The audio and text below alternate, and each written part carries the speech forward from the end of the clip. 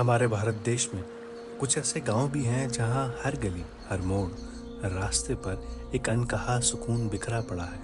ऐसा सुकून जो किसी गांव की जन्नत से कम नहीं लगता। कारगिल।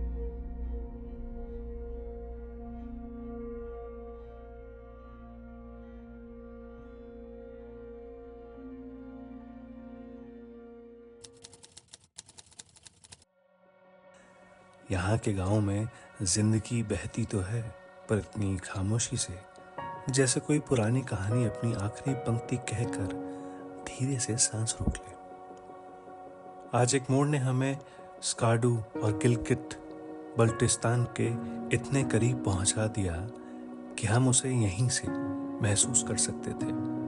ये वही इलाका है जो कभी जम्मू कश्मीर रियासत का हिस्सा हुआ करता था।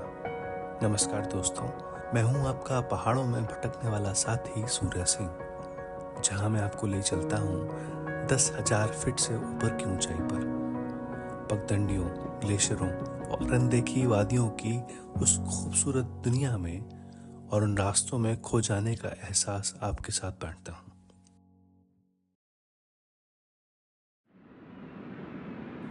आज मैं आपको ले चलने वाला हूं उन छुपे हुए आर्यन गांव में, जहां पहुंचकर शायद आप खुद से पूछेंगे, क्या सच में यह हमारे ही भारत में है? पिछली बार मैंने अपनी इन्हीं आर्यन गांव की कहानी साझा की थी। वसंत का मौसम, खुमानी के खिले हुए फूल और वहां से लोगों की मुस्कुराती हुई जिंदगी। लेकिन अब मौसम बदल गया है।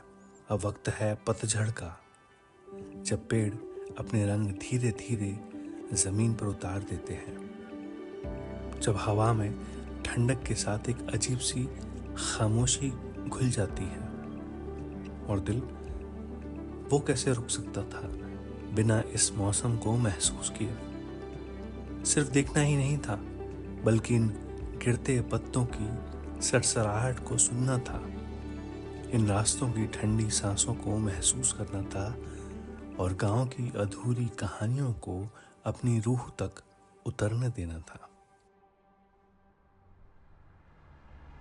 तो चलिए आज फिर निकलते हैं वहां जहां पतझड़ भी एक कहानी सुनाता है, और कारगिल अपने सबसे खूबसूरत, सबसे सच्चे रंग में नजर आता है।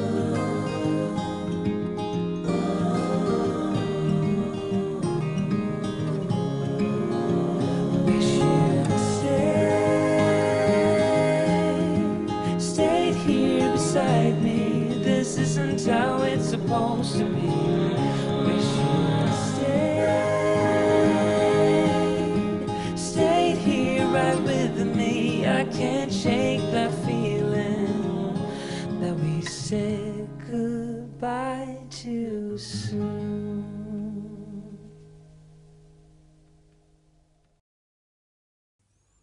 अगर आप उत्तर भारत में रहते हैं तो आप जानते होंगे कि साल के चारों मौसम अपने साथ कितनी कहानियां लेकर आते हैं। हर मौसम का अपना एक रंग होता है, अपनी एक खुशबू, अपनी एक धड़कन। कारगिल के आर्यन गांव भी इन्हीं मौसम के साथ अपना रूप बदलते हैं। कभी गुलाबी, कभी सुनहरे, कभी बर्फ की सफेद चादर में ढके हुए, जैसे ये धरती खुद हर मौसम में एक नया जन्म लेती है।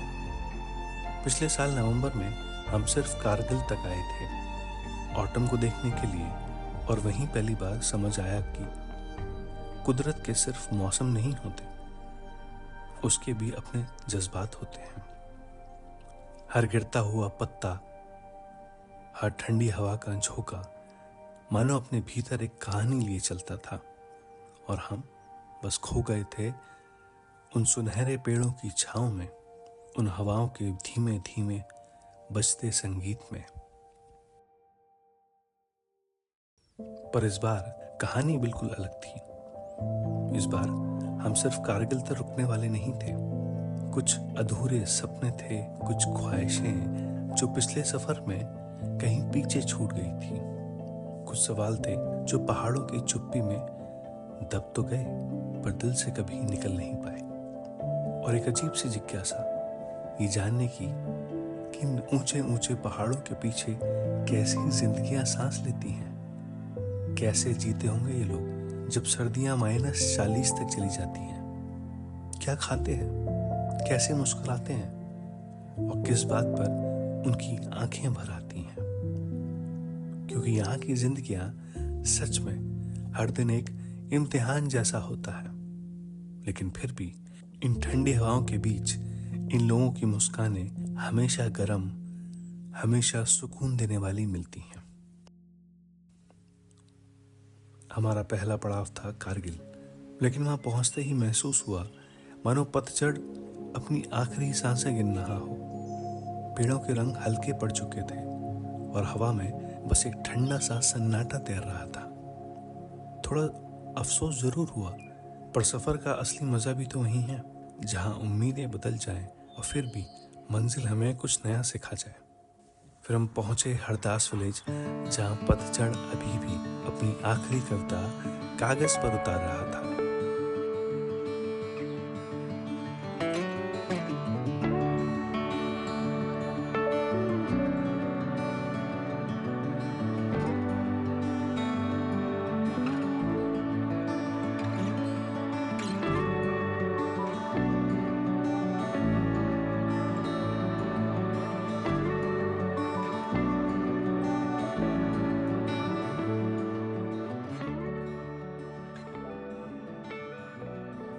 वहीं रुककर हमने चाय बनाई और धुएं की घूमती लकीरों में वो सुकून पाया जो शहरों की लाखों चमकती लाइटों में भी कभी नहीं मिलता।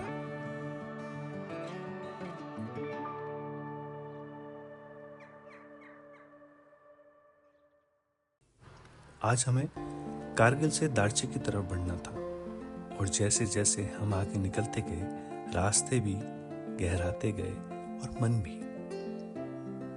पीले पेड़ों की कतारें साथ चल रही थी, नीली सिंध नदी धूप में चमक रही थी और हर मोड़ पर चलती हवा जैसे कह रही थी, आ गए तुम अपने ही एक नए सफर में। लेकिन इस खूबसूरत रंगों के पीछे एक सच्चाई भी छुपी थी, ऊंचाई की मार। जितना ऊपर चढ़ते हवा उतनी हल्की हो जाती, ऑक्सीजन कम, दिल की धड़कनें तेज हो जाती हैं। पर शायद अब हम इस इम्तिहान के साथ ही जीना सीख चुके थे। ना ये सर्दियां हमें डराती हैं और ना ही ये पहाड़ हमें रोकते हैं। क्योंकि अब हम सिर्फ मुसाफिर नहीं रहे, हम कारगिल का हिस्सा बन चुके हैं। कारगिल अब हमारे लिए सिर्फ एक जगह नहीं, एक एहसास है जो हर बार वापस आने पर हमें थोड़ा और जीना सिखा जाता है, थोड़ा और महसूस करना सिखा जाता है। क्योंकि कभी कभी सफर मंजिल तक नहीं पहुंचाता, वो हमें हमारे असली रूप तक पहुंचा देता है। और शायद यही कारगिल की सबसे बड़ी, सबसे सच्ची खूबसूरती है।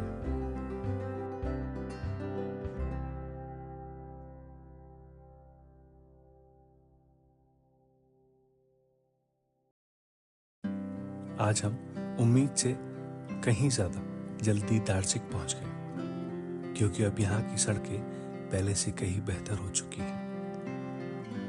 और फिर अचानक ध्यान में आया, चलो जरा लेफ्ट टर्न से आगे भी देख आते हैं। वहां से सिंध नदी घाटी को छोड़ती हुई आगे बढ़ती है। तो दिल ने कहा, चलो उसके साथ थोड़ा और चलते हैं। कुछ ही दूर गए थे कि सामने एक गांव उभर आया, कुरकुट्टू। उसे देखते ही सच में हमारे होश उड़ गए। इतना खूबसूरत गांव, मानो किसी तस्वीर में रंग भरकर जिंदा कर दिया गया हो।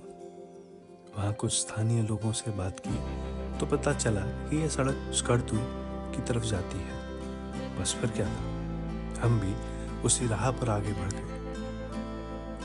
जितना आगे जा सकते थे वहीं तक गए, लेकिन उससे आगे कदम बढ़ाना संभव नहीं था, क्योंकि हम ठीक बॉर्डर की आखिरी हद पर खड़े थे। काश मैं वो नज़ारा आपके साथ बांट पाता, लेकिन कुछ दृश्य ऐसे होते हैं जो कैमरे में नहीं, सिर्फ यादों में ही कैद किए जा सकते हैं। 1846 में अंग्रेज सरकार और महाराजा गुलाब सिंह के बीच अमृतसर की संधि पर हस्ताक्षर हुए, जिसने जम्मू कश्मीर के इतिहास की दिशा बदल दी। इस संधि के तहत महाराजा गुलाब सिंह ने कश्मीर को लगभग 75 लाख नानक शाही रुपए में खरीदा, जो उस समय एक बहुत ही बड़ी रकम थी।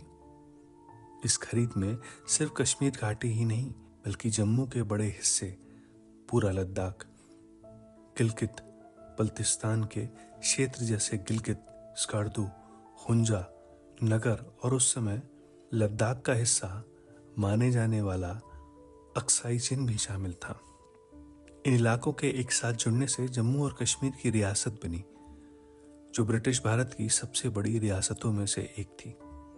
लेकिन 1947 में जब भारत और पाकिस्तान दो अलग देशों के रूप में बने, तो जम्मू कश्मीर में संघर्ष शुरू हो गया, जिसके चलते कश्मीर का उत्तरी और पश्चिमी हिस्सा, जिसमें मुजफ्फराबाद, मीरपुर और गिलगित बल्तिस्तान जैसे इलाके आते हैं, पाकिस्तान के कब्जे में चला गया।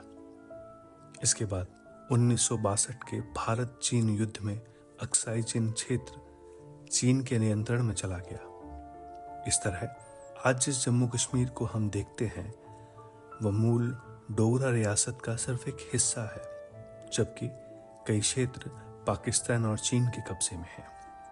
अब वक्त था वापस लौटने का, पर दिल में कहीं ना कहीं स्कर्दू और गिलगित तक जाने की वो अधूरी इच्छा अब भी जिंदा थी, जैसे पहाड़ों ने इसे अपने अंदर संभाल कर रख लिया हो।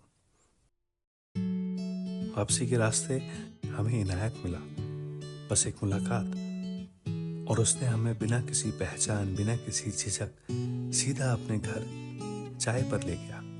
यही तो इन लोगों का दिल है, खुला, गर्म और बिल्कुल बेमतलब का।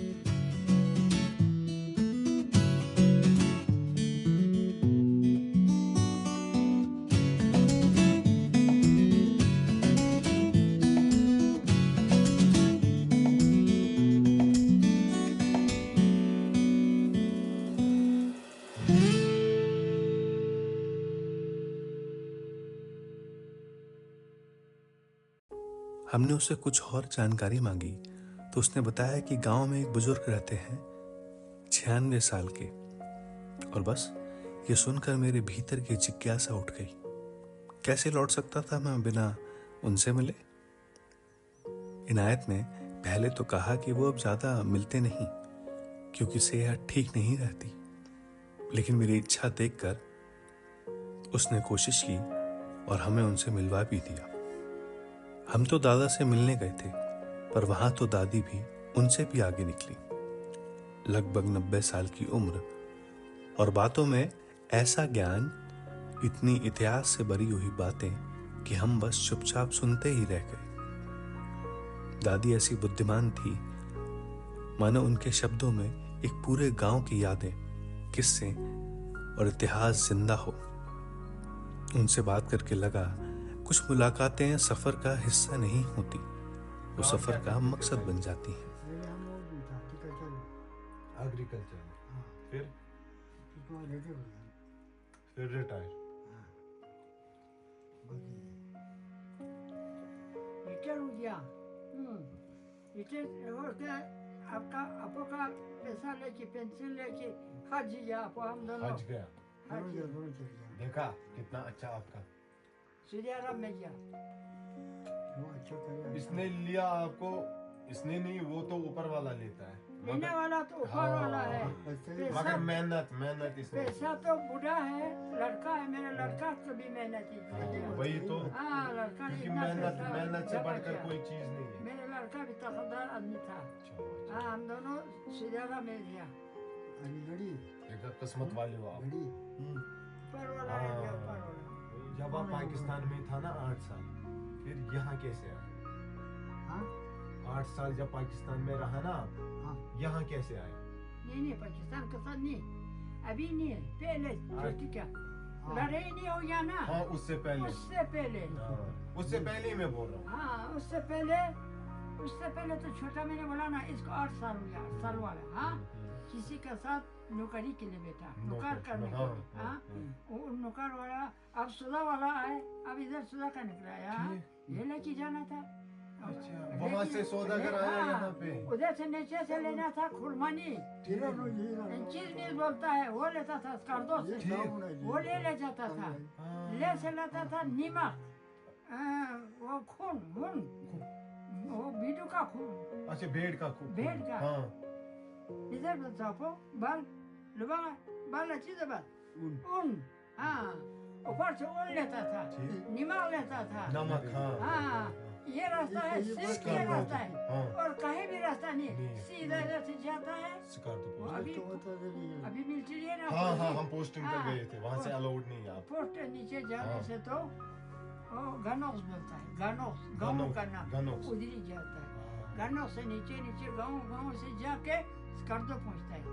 हाँ तो स्कार्दो इसको जाके वहाँ से सुधा कोई करता आया? है, सुधा करता है। हाँ हाँ सुधा करने से ऊपर का ऊन, वो नमक उधर उनको देता था, भेजा था उसको। कोई जहाँ वहाँ कुछ नहीं है, कोई नहीं है, पाकिस्तान हिंदुस्तान कुछ नहीं है, कुछ नहीं, बराबर। आराम है उसका आराम, साथ, हाँ, हाँ। खामोश था। क्योंकि साथ में से हाँ साथ था, सब हाँ, मिलजुल के बैठता था। बराबर। दिन भर पहाड़ों में घूमने के बाद, या कहूँ कि आज इन घाटियों की बाहों में जो समय बिताया, वो किसी खूबसूरत सपने जैसा था, धीमा, शांत, दिल में उतर जाने वाला। शाम को हम कमरे में लौट आए। थकान थी, पर वही अच्छी वाली। हम वैसे भी बजट वाले ट्रैकर में आते हैं, थोड़े बचाते हैं ताकि अगली ट्रिप और आसान हो जाए। रात का खाना खुद पकाया और लियो ने गिटार बजाना शुरू कर दिया। उसकी धुनों ने कमरे में एक ऐसी गर्माहट भर दी जो बाहर की ठंडी हवाओं को भी भुला दे। सुबह दार्चिक का सनराइज शूट करना था, पर हमारा सनराइज 11 बजे हुआ। कोई उठ ही नहीं पाया और फिर शुरू हुआ मजेदार ब्लेम गेम।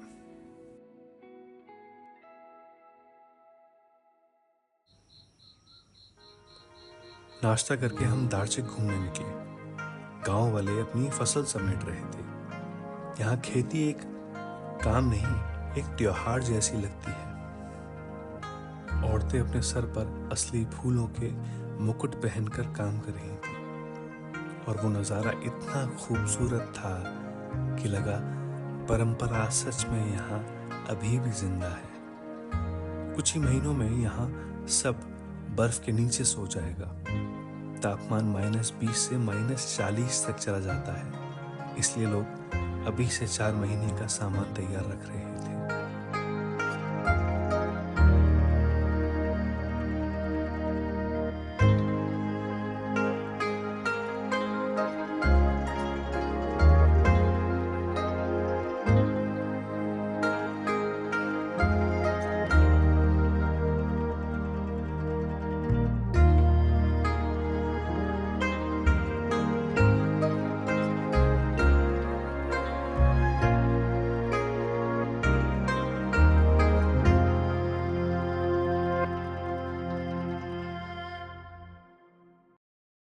दार्चिक की गलियों में चलते हुए हम एक ऐसी जगह पहुंच गए जहां दिल ने कहा, यहीं रुक जाओ। हमने कैंप लगाया, चाय बनाई और खुमानी के फूलों के झड़ते हुए पलों और सिंध नदी की धीमी आवाज के बीच काफी देर तक बस बैठे रहे। कभी कभी 3 दोस्त, एक शांत नदी और एक दिल को भर देने वाला पल, बस इतना ही काफी होता है। You stand beside me and wait. I sing hallelujah. I bring my burden again to my Father and my friend. I sing your peace surrounds me.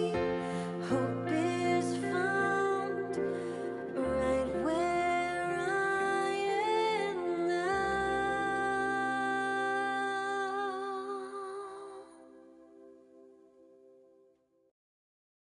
अगले दिन हमारा प्लान था गरकोन का। सोचा था कि इस बार जल्दी उठेंगे, पर असलियत ये कि उठे सीधे 12 बजे, खुद पर हंसते हुए पर पूरे जोश के साथ आगे बढ़े।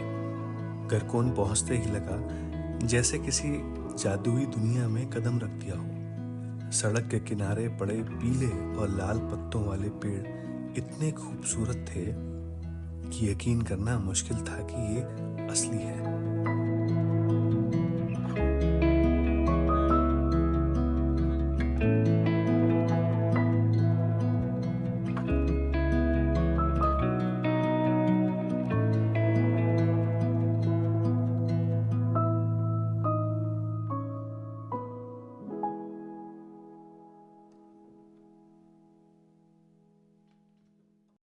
गरकोन में एक हिमालयन आर्यन लबदक म्यूजियम है। लगभग 500 साल पुरानी संस्कृति की एक शांत सी झलक। और म्यूजियम के बगल में पेयोपा गेस्ट हाउस, इतना प्यारा और होमली कि वहीं ठहर जाने का मन कर गया। गरकोन आए तो ठहरने के लिए बेहतरीन जगह है। समय कम था, पर गरकोन ने थोड़े से पलों में ही अपने रंग और अपनी खुशबू हमें दे दी। फिर मौसम की खबर मिली कि अगले कुछ दिनों में स्नो स्टॉर्म आएगा। अगर रुकते तो 15-20 दिन यहीं फंस सकते थे। ये गाड़ी छोड़कर फ्लाइट से लौटना पड़ता, इसलिए मन भारी था, पर हम वापस निकल पड़े।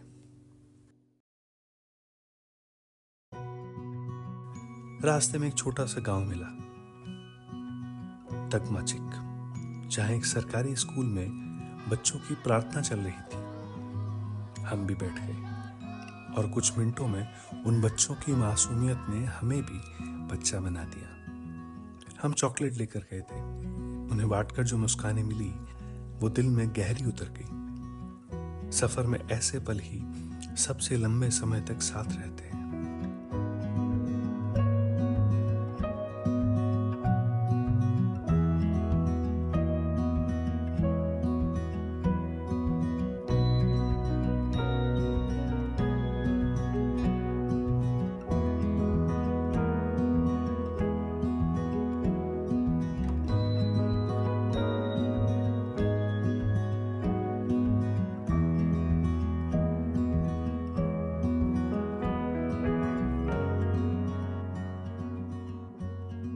इसी तरह खत्म हुआ हमारा 7 दिनों का आर्यन विलेजेस का सफर। 7 दिन इतनी जल्दी निकले कि पता ही नहीं चला। इस सफर की सबसे दिलचस्प बात यासिर, जिसे ड्राइविंग नहीं आती थी, उसने पूरा सफर में गाड़ी चलाई और वो भी बिना एक गलती। कभी कभी सफर इंसान को उसका नया रूप दिखा देता है। अब अगली बार हम फिर मिलेंगे कारगिल के और अंदर छुपे गांव में नई कहानियों के साथ। अगर ये सफर आपको पसंद आया हो तो सब्सक्राइब, लाइक और शेयर जरूर करें और कमेंट में बताएं आपको कौन सा गांव सबसे खूबसूरत लगा और अगली बार कौन सा गांव आप हमारे साथ एक्सप्लोर करना चाहेंगे।